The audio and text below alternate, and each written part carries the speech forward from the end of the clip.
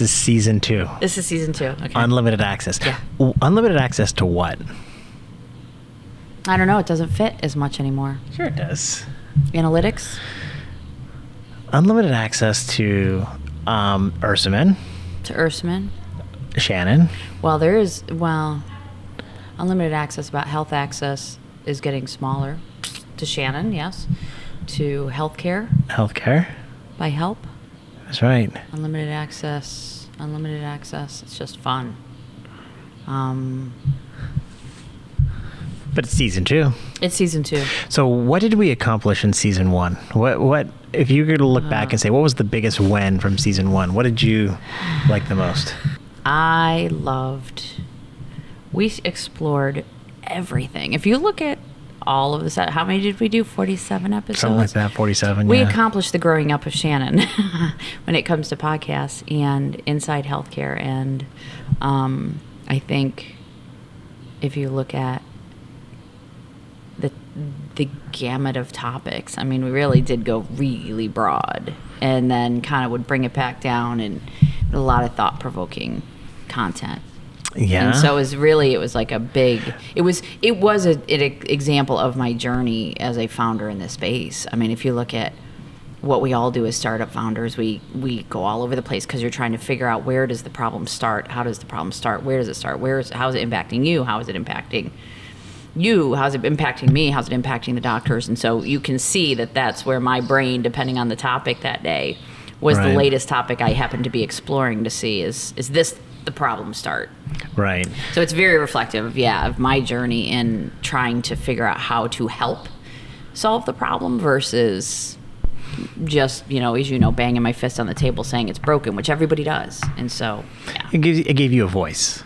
Give me a voice. Gave a lot of people a voice. Give Right. a lot of people a voice. A lot of people, the doctors, the nurses, even just starting to have guests on the show. But yeah, like even, God, people are still looking at the original videos and reaching out now. So it gave a lot of people a voice. Yeah, when it comes to a podcast and a show, they're obviously the big ones of the world, NPR kind of things or whatever, and millions of views. And sometimes when you produce a show like this, it really just takes that one special connection, right? That really kind of makes it worthwhile. Don't get me wrong, we want 1 million plus of you to follow and watch. Well, and to be fair, you said, listen, some of it was like, it wasn't designed to be an NPR. It was designed to think and be thought. You always said, just put thoughts out there. You don't know what's going to resonate with people. Here's what I think was the biggest accomplishment.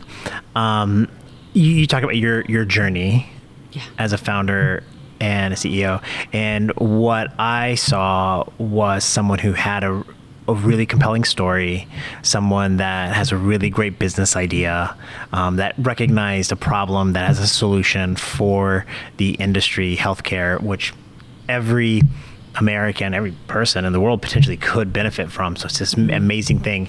But I watched you, we talked about your voice, but I think I watched you really be able to learn how to articulate all of the nuances of this. Because again, I'm the dummy in the room. I don't know. I mean, I did have like some medical stuff. We'll have to go through it for season 2. I don't know Maybe if not you me, my wife. Your wife. Yeah. Well, if you look at in your journey, right? But to the ability to articulate just came out, and we're very sorry for the first episodes that were 45 minutes long. Yeah. To your point, the ability to get to the point faster and be able to articulate the problem and understand the problem from other people's viewpoint, not just my own. But now, like you and other people, and it's not heralding excited this happened, but everybody's like, you don't see it until you see it. Somebody said, actually, one of my other coaches, he goes, your mind only sees what it wants to see. So it's not till you're looking for it that you see it. And then all of a sudden you had, like at the beginning, I'm like, okay, Mr. Perfect Guy never has a health problem. Never expected it from Adele. And then all of a sudden, I'm not sure if I'm supposed to share her name on it. But all of a sudden you're like, oh my God, now you're aware. And until then you're like, we're kind of oblivious. And that's what happens every day now from those videos it started. I think it's one of those things where it's like, it's a learning. Yeah. And I think you get to learn along with us, because I think no matter what role you play in this, there's no one spot where there's a comprehensive anything, right? Everybody's got little bits and pieces, and it just happens to be that our software at UrsaMin, kind of our solution fits right at the center of it all to some extent, where the patients and the doctors and the apex of the problem and the apex of the problem, and everybody's working together. And yeah, I can't wait to share some of the stories of what my family's been through, good and bad. And well, in my life now as a caregiver, like I've really opened my eyes as a caregiver for my dad, and how that experience is completely different. Yeah, it's really interesting. Like that's really been lately, and it wasn't to make it about a caregiver. It just was like today I called my dad's primary care, and this is where we've landed as primary care. So in the last year, we weren't there. We were all over the place. We were going to solve world peace. And everybody said healthcare is broken. There's no lack of an acknowledgement of it. I wasn't the first person to say it won't be the last. Everybody says it is broken. There's got to be some pretty big changes and investments happening. And primary care is where we kind of landed because we're like, this is the apex of the problem. Well, today I call my dad's primary care, and because he's had 2 referrals, he's got prostate cancer, and he's been falling a lot. And so to try and prevent those 2 things from getting worse, which costs a lot of money on the system, we were at the doctor last month, and I called today, and nobody has the referrals. Nothing's been followed up on. And I'm like, and again, it's not anybody's fault. She just was like, God, I think I might have called out the doctor's office. Now we might have to erase that. But it was just like... You didn't call... I don't know what doctor you're referring to. No, but if they know my name... And I'm like, all of a sudden, I'm like, nobody say it. But it's not for lack of desire. Just she was like, well, what is he having a referral for again? And she's like, why is he going here? I'm like, because he falls twice a day. Like, that is really dangerous. So it is just, we are a team dealing with this problem. And just, not to sidetrack, but you're like, it's really... Every day, it's just something new, and start to look at how we're all looking at this problem differently. Well, what are your expectations for season 2? What do you want to accomplish? What would be like? Look back at season 2. Go, I win. We win. What? We win. Win. We, you, me, win. The fans. My mom. My dogs. I want to highlight the doctors and the nurses and family physicians, primary care. I think that is, you remember last year I talked about moral injury and just the healthcare workforce and how bad it is. I do think there is a huge I think there's a huge underdog. Like I want one of the doctors, I think I told you I want him on the show. He's asked me to be on his because he's sponsoring mental health for clinicians. But I really, that would be really big for us, I think, in season 2. It's funny to call it season 2. I didn't know we had a season 1, but ta-da. Their stories. We have creative license. We're the creators of this. We can do whatever we want. We can do whatever we want. I love it. We just make it up as we go. Season 2, The Risky Island. I know where people stop being polite and start getting real. Yeah, I think I talked about it as a patient, and it's really been an immersion for me to go, how do they see the world? And then you've got the health plan. So how that translates has really been a big step for us. Big win would be to highlight the physicians, their and the view. nurses, We gave you and the their patient view, the caregiver view, their view. My expectations are to really utilize this space. What you may not know is that we're in the barn at Colomer. A friend of ours, Mark. It's beautiful. Mark Modulewski at Legacy Wealth Advisors here in Syracuse.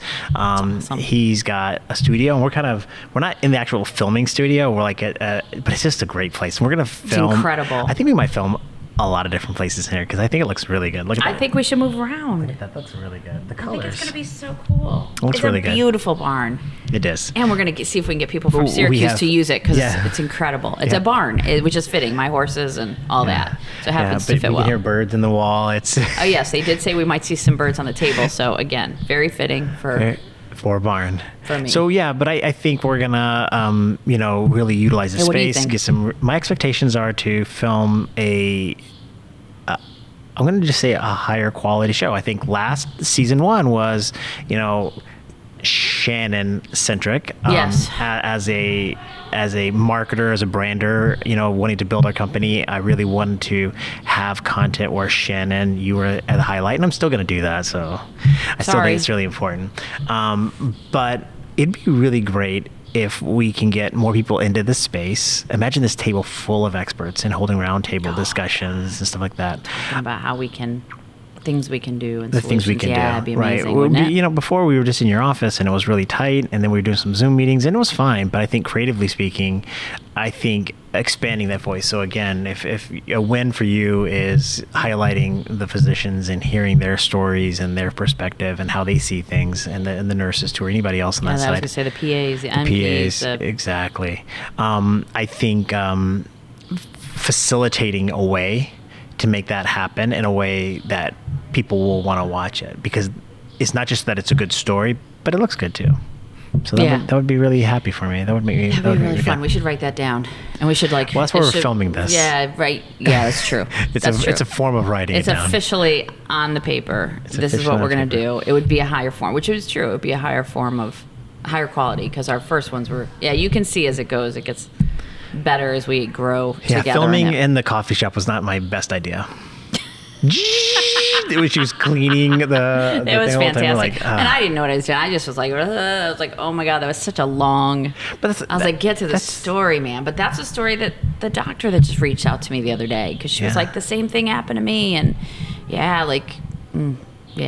Okay, well, there you go. I like it. Oh my gosh, We're excited. Thank you. What did we do for the closing? What was it? Here at Ursamin, we believe. We didn't really, you know what? We had a bunch of different ones that we kind of messed around with. We kept messing around, yeah. I say, listen, we're excited to tell this step 2 of the story, expand our view, expand your view, expand the conversations and the discussions of something that we all are impacted by. And I don't know, we have to come up with a tagline for a closure. I think last year it was very patient focused. All health data in one place, which is not actually what we've learned. Is it's not all data flowing around like a big, fire hose. It was the birds smart are coming. The birds are coming. Smart data at the right time to help everybody improve this state of care, which is a pretty shambles. Well, we do have to end the show. I have to call to a physician to schedule a referral.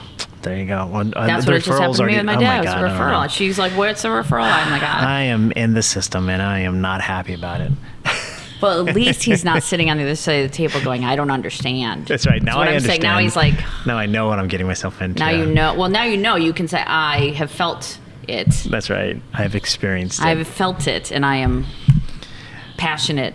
I am passionate about being part of the solution. There you go. Well, thank you so much, Shannon. Thank you. Season 2. Thank you. Looking forward to it. Bye.